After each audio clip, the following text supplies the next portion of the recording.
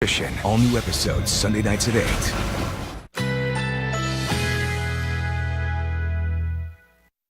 Currently in our area, 66 degrees under mostly cloudy skies.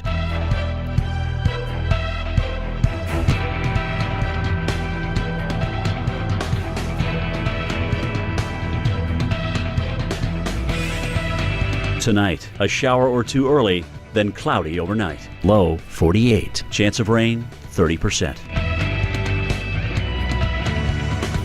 Wednesday, partly cloudy. High 56. Winds west-northwest at 10 to 20 miles per hour.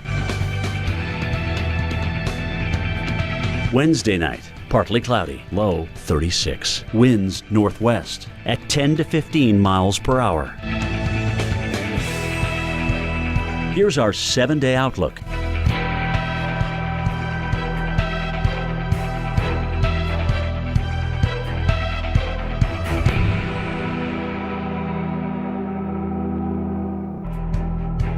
I have my hurricane kit ready. I have my candles, I have my water, I have my peanut butter, my non-perishable foods. I just have everything squared away, have some Cokes going. Gonna stick it out tomorrow.